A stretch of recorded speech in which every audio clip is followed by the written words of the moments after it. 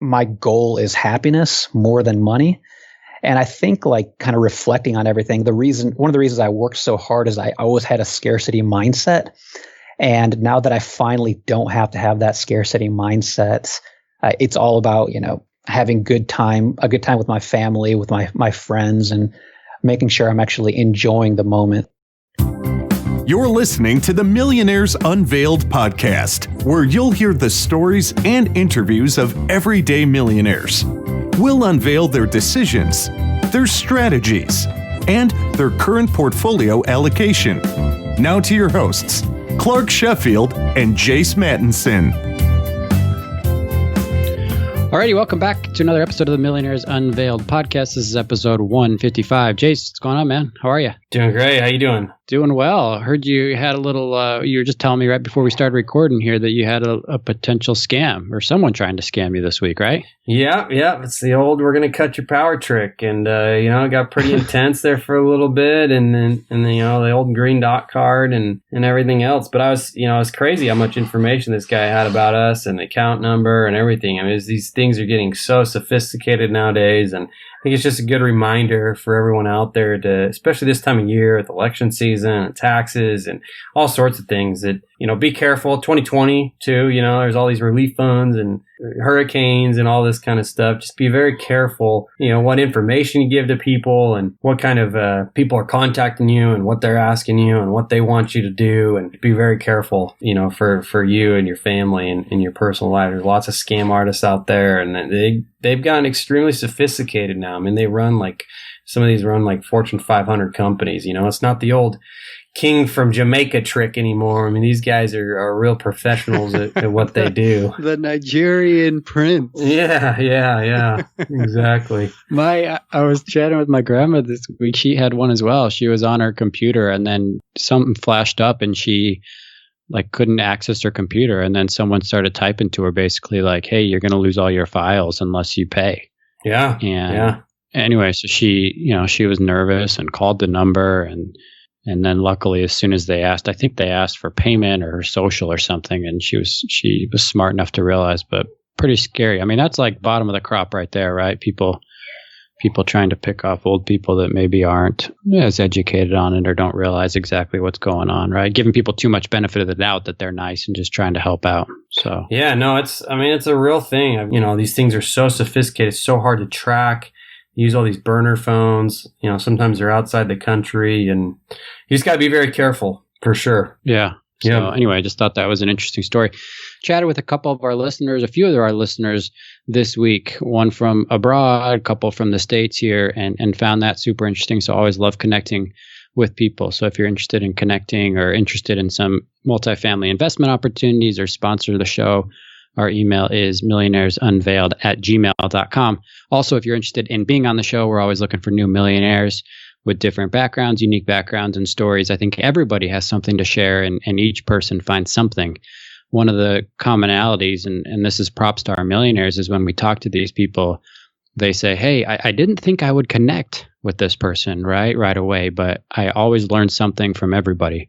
So I think a lot of us share that same sentiment that no matter the background, whether we disagree or agree or find commonalities in exactly what each of the millionaires are doing, I think there's good techniques and good ways of thinking to think about all of them. So, of course, we're appreciative to our millionaires who continue to come on and really unveil their stories and share their allocations and really in a lot of detail. So we're thankful to them. So we're thankful to John this week. He has a net worth of $2.5 million. He's 36 years old, comes from a family with immigrant parents, and started working in a startup right after college. So interesting interview coming up today. Last week had an interesting episode, a little bit different. It was an episode rerun that we were interviewed on Doc G's Earn and Invest podcast that came out a couple months ago. So he interviewed us about what we have learned, what stood out to us, different takeaways from interviewing over 150 millionaires. So that was an interesting episode. We get asked that a lot. What are some of your takeaways? What stands out? What surprised you? And so go take a listen to that. That was episode 154 if you're interested there. Fun stuff there. So thanks to everybody for tuning in. Hope everybody is staying safe and healthy. Interesting time of the year coming up, especially with the election. So thanks for hanging with us. Thanks for listening to the podcast. If you enjoy it, if you learn something, we appreciate you giving us a 5-star review on iTunes, Stitcher, Spotify, whatever you listen to. So thanks again. And without any further delay, please help me welcome John to today's show. John, you want to just give us a little bit about your background and kind of what you're up to now? So yeah, I'm 36 years old. I'm currently sitting at 2.5 million in net worth. You've got some immigrant parents, is that correct? That's correct. So you're an immigrant, came to this country, you go through high school, you get started in college. How was your college experience? So college was great. College was the best time of my life. And if I could recreate that for the rest of my life, I would be very happy. I studied computer science. I knew that was the field that I wanted to get into, and a lot of opportunities, a lot of good companies were hiring from my school. Now, I think that was actually one of the first main curveballs that I received. When I graduated, I actually had 6 job offers. 5 of them were from very, very large companies, Fortune 100 companies. And one of them was a small startup. And the owner of that company gave me a little curveball. He was like, hey, do you want to be a cog in the machine, or do you want to help me build this company and be the machine? So I talked to one of my advisors, and I was like, this feels like a risk.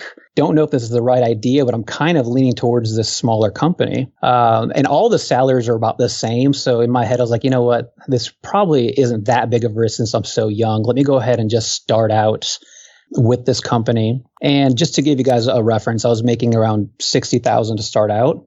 And with my parents. And did you have any equity, John? Sorry to interrupt you. Did they give you equity in that? At this point, I had no equity. So this was just salary. Was the startup VC backed? So it's not. It wasn't. It was completely bootstrapped, which was another reason that gave me a little bit more comfort. It was the owner of the company, the founder, had 100% equity at this point. So pre-revenue, or was it generating revenue at the point you joined? Oh, it was extremely profitable at the time I joined. Oh, okay. So it wasn't. Yeah. You weren't taking a massive risk. It was a risk in my head because. Yes, you're right. But at the time where the university kind of grooms you to work for these large companies, totally, it felt like a risk. Okay, that's fair. But yeah, totally. You're right. Looking back, it's like, no, this was this was the best thing for me to do, especially because a lot of those companies that gave me a job offer ended up filing for bankruptcy. But anyways. It's ironic, right? Exactly. But anyways, going back there, my first year, I was making $60,000. I was able to actually save more than half my income, and that was just something that my parents taught me. My goal was really to buy a house, because I thought I was going to get into real estate, because at that time I was scared of the stock market. I didn't understand it. So I ended up buying in 2008.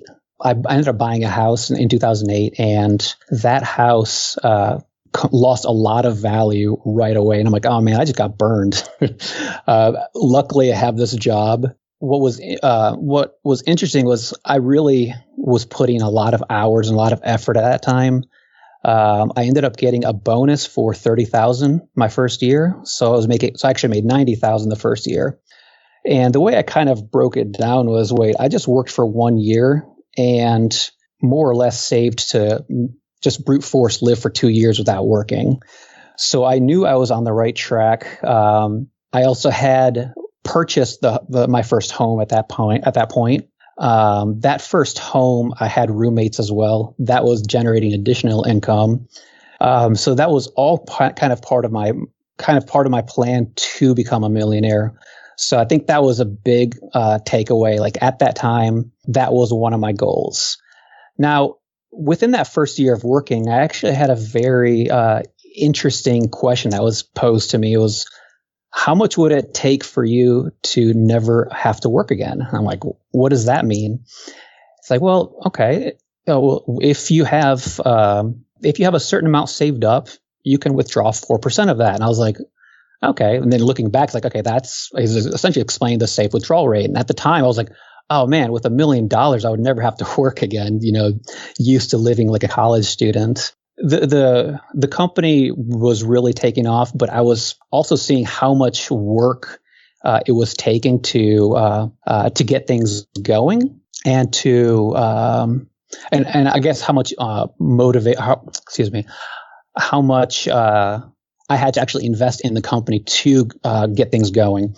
So what I mean by that is it wasn't a typical, 9 to 5 job. It was something that I was putting in 60, sometimes 80 hours, sometimes sleeping on the couch to support customers in Australia as the company was expanding. But I always lived pretty frugally and tried to live like a college student as long as I could. And that allowed me to save up a good amount and actually saved up enough to pay off that first house in about 4 or 5 years. Now, after doing that, we moved to a different place, and I kept that first house as a rental, generating additional income. One of the things that I really tried to stick to was always saving half of my income. I didn't have access to a 401k in the beginning, but by the time I did have access to it, that was when I started to find a lot of the personal finance bloggers online and kind of seeing how they were breaking down, saving or maxing out the 401k and saving a good amount. And that's really what I kind of did ever since I could, is max out the 401k and the whatever was left over of that, save at least half of the post-tax income after that. And that made it easy, especially with by the time my wife and I got married. It was never thinking about, okay, we have both of our incomes, how much can we spend? It was, okay, so your income is going to be saved 100% and we're going to live off of just this amount. Let me just ask you about your house, because I think it's really interesting. So you take this job, you start working, you're making about 60,000. You said you decide to buy a house. How much was it? It was about 180,000. And this was before you were married, right? Correct. So did you put down 20% and you had that money just from saving up? Yeah, I guess I had money to put down for the down payment through an internship while I was going to school.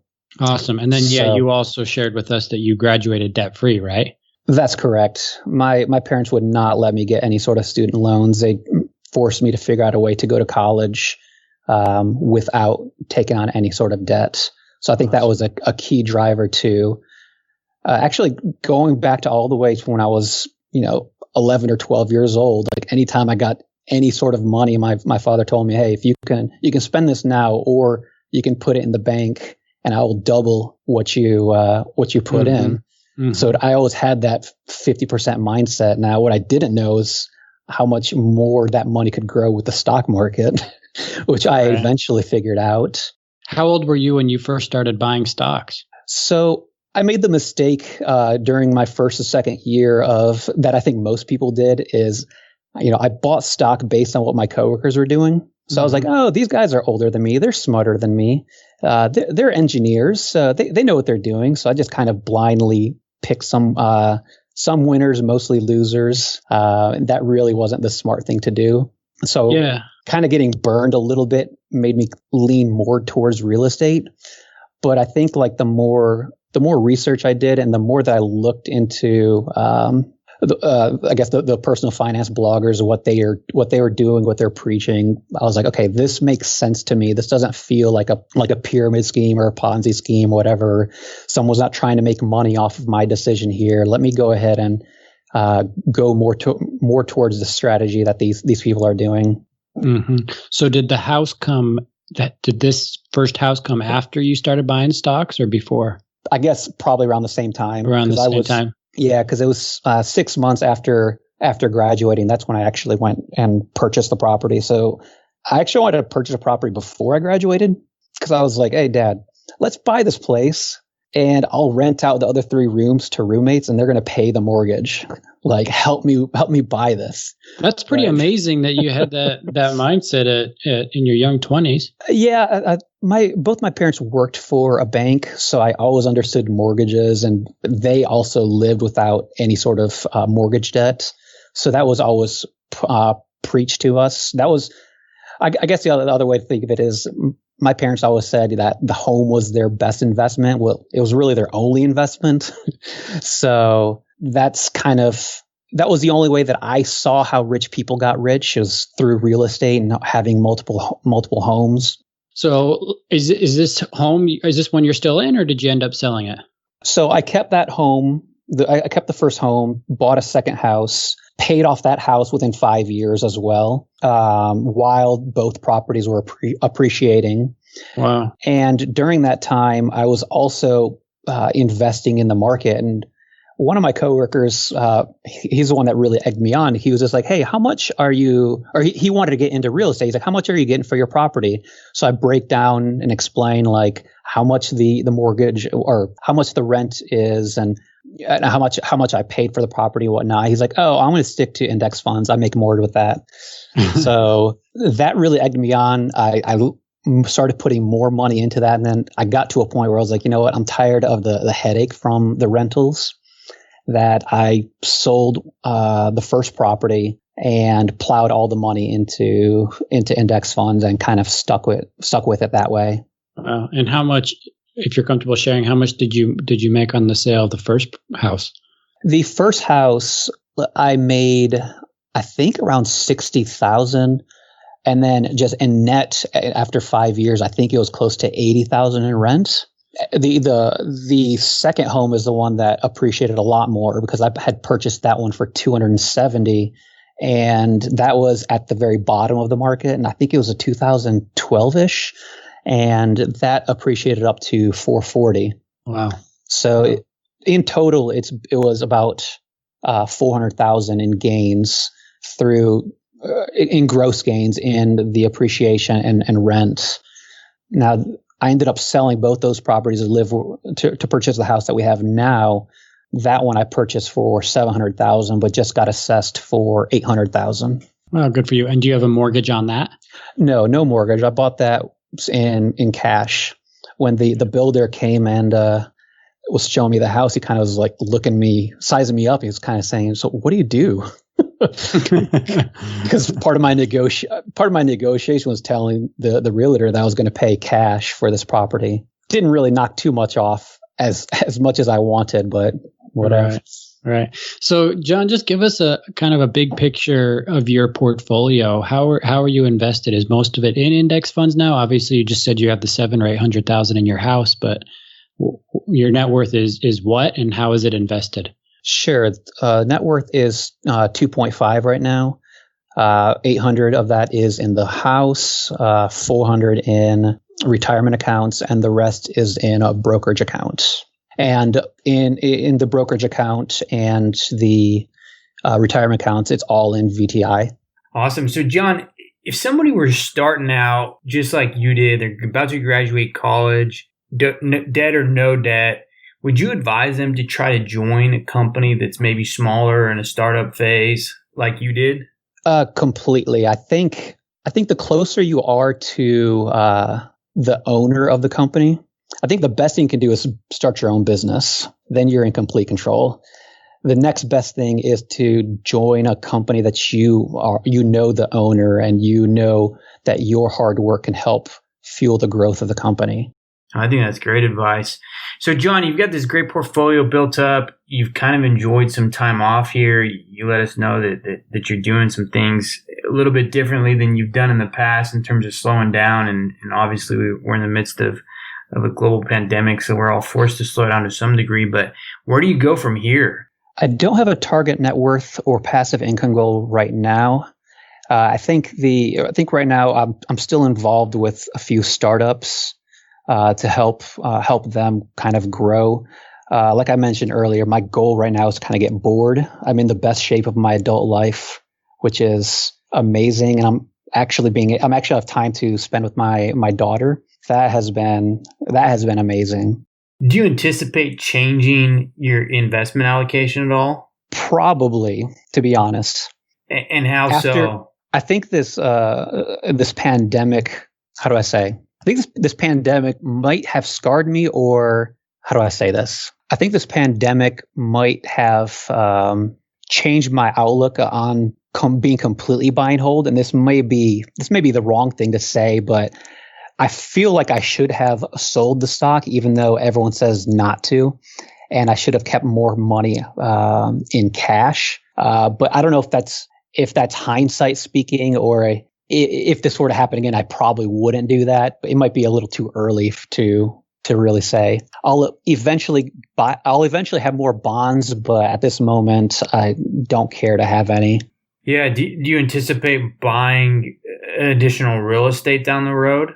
Yeah, it's interesting because at the time, I think real estate was kind of becoming a headache, or owning the rental was becoming a headache because I was so focused on work and my career. But now that I have more time, I do see it happening. But the issue is everything that I see just seems way too overpriced, that I don't see myself getting into real estate at the moment, but potentially down the line. And I'm sorry if I missed it. Do you have a target net worth you're trying to reach at some point in the future? Oh, I'm sorry. I don't have a target net worth. I think my wife and I were so work hungry. We're definitely workaholics that right now my goal is happiness more than money. And I think, like, kind of reflecting on everything, one of the reasons I worked so hard is I always had a scarcity mindset. And now that I finally don't have to have that scarcity mindset, it's all about, having a good time with my family, with my friends, and making sure I'm actually enjoying the moment. So I don't really have an actual target number, but I just know that money that we have will continue to grow. So that scarcity mindset, John, when did that change for you? When did you say, hey, I have enough, or I'm not worried anymore financially? When did that switch go off? That switch went off back in 2019, when I stopped working and actually had time to think. At that point, I knew that what we had in the bank, withdrawing 4% a year, would be more than enough to sustain myself and my family. And on top of that, I knew I would still work, and my wife is still working. So with that, I knew I was finally good. Gotcha. Understood. And in terms of when people retire, we're always curious about insurance. Are you on your wife's insurance? Does her job offer that? Yeah. So she started her own. My wife started her own company. So through that company, that's providing insurance for the family. Okay, gotcha. I just know that's sometimes a question for people that stop working a little bit younger. You mentioned happiness being the goal, right? What is that for you? What is happiness to you? Happiness is being completely stress-free and doing what you want to do. So I think the big difference was when I was working, my daughter was the first to be dropped off at daycare and the last to be picked up, and we had just enough time to scarf down food as fast as we could and then put her to bed. Now I have the time and the freedom to do whatever I want. After I stopped working, we took a little break and spent over a month in Europe. And I just remember pushing her on a swing in the middle of Madrid, just thinking, this trip would not be enjoyable if I was working, because I'd be rushing to do everything as fast as I could. I would be constantly checking my work email, constantly thinking about work, but this allowed me just to enjoy the moment with my wife and daughter.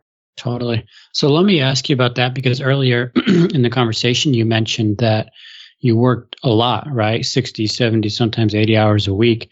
Do you regret that at all? Or are you happy you did it because it got you to where you are now? Yeah, I think it's all about calculated risks. Like, it's very easy to know how well a company is doing when you're working there, and you see how fast it's growing. And when you get equity in the company, you know that you own a piece of it. So it's not something that it would be something that'd be very difficult to do in my 30s and 40s. But when I was young and didn't have too many obligations, it was a very easy thing to do. Yeah. So you sound pretty young. How did you build up the net worth so quickly? Obviously, you had some good fortune through investing. You had some good real estate turnouts. Did you end up getting a piece of equity at the company and there was a sale, or? Yes. I think I had there were two different sale events where I received a large payout. But I think frugality and saving and investing half my income, I hit $1 million net worth just through that. But then through the stock option payouts, that's what really escalated and got me to where I'm at. Yeah. How old were you? Do you remember? Sorry, go ahead. Yeah, I think a really interesting point, a really interesting number is actually our net worth is equal to the sum of our after-tax income. Does that make sense? Yeah. Yeah. So it really showed it didn't matter it really showed the power of investing because, okay, I spent money to live, obviously, but that was made up by the market. But yeah, I was 32 when I hit $1 million. And then 35 is when I crossed 2 million. Wow, that's incredible. So you hit your second million in 3 years, although you did have that payout, right? Correct. So what mistakes have you made, John, or what would you advise to somebody? I know Jace asked about coming out of school and if you would take a job at a startup and maybe a company that's not as established, but what mistakes have you made? What would you advise to people coming out of school in general? Should they jump into the market? Should they try and buy their first home like you did and rent it out? What's your financial advice to somebody in a similar situation to you? Well, it's kind of funny. I actually advise people not to buy real estate because there are so many people out there that are trying to get you into a home, and most of them are usually realtors, and they have a vested interest into you buying a house. I think it locks you in unless you're married and have kids and want to have roots.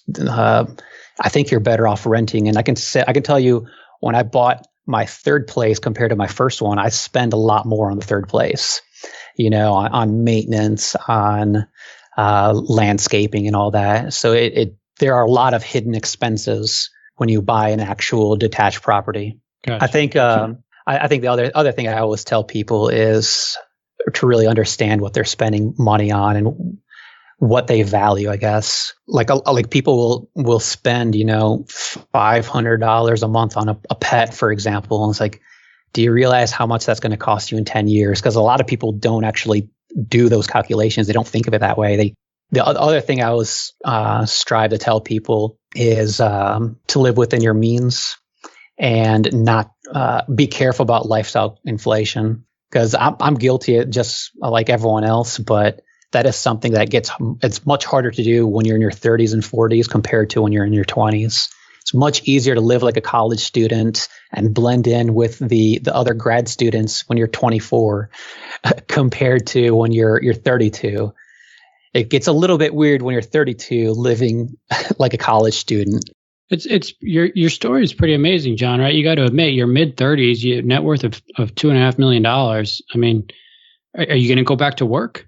Do you want to work? I mean, it's remarkable, right? I mean, your net worth's obviously going to continue to grow. Your market investments are going to continue to grow. So you'll easily reach 5 million or something if you do nothing.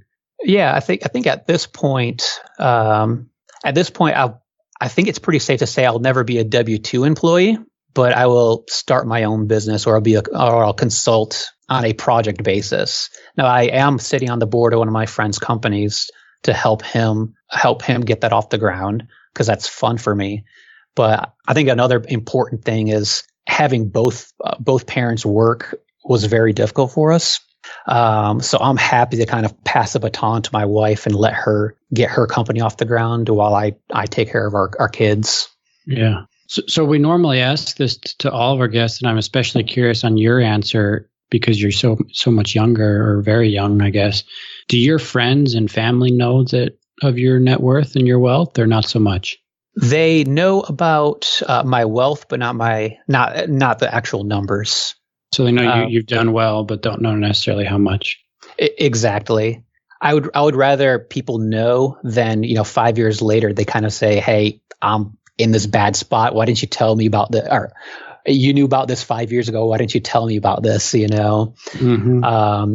So yeah, I do try to be I try to be an example to my friends and family, and many friends and family have asked for advice, and I'm happy to talk to them about it.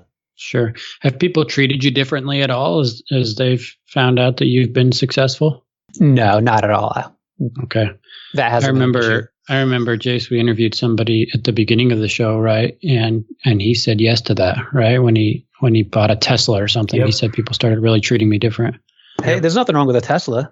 No, I'm 100% in agreement. I love those things. No, that was my guilty pleasure, my guilty spend. Oh, you have one?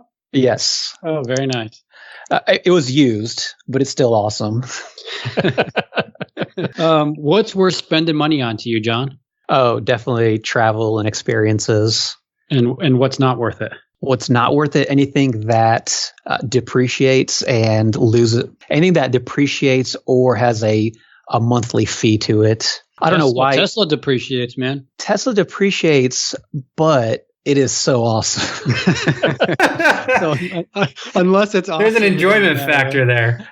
Well, I think the thing about the Tesla is it's a software guy's car, right? And the maintenance is lower. And it's more than just a car, it's the future. And I'm honestly hoping it's the last car I ever buy. Right. What model do you have?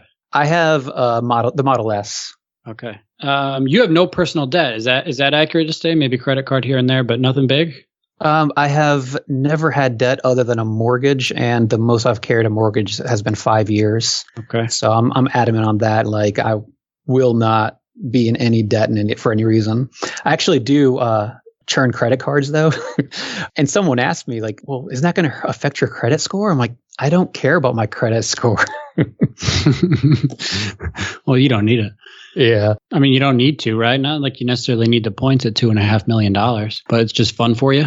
Well, I think we travel a lot. Okay. So yeah. Yeah. How often do you travel now? Well, not from my living room to my dining room.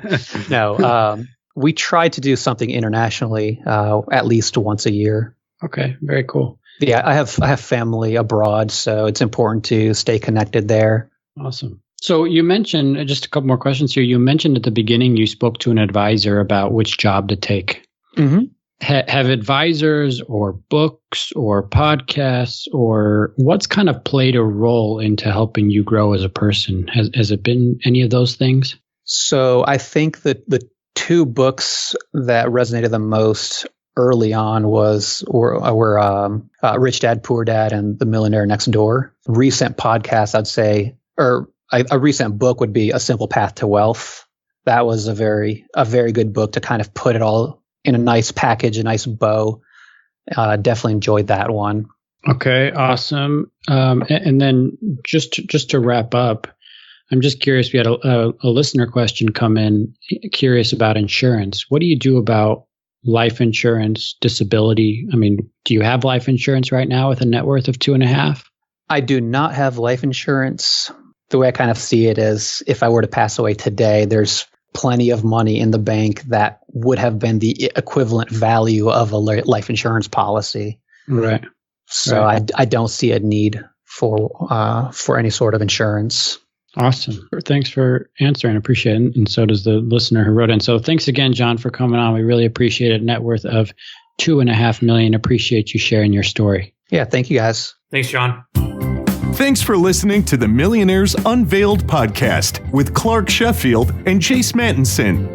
For more stories, investment opportunities, and information, check out our website at millionairesunveiled.com. See you next time when you'll hear from another everyday millionaire.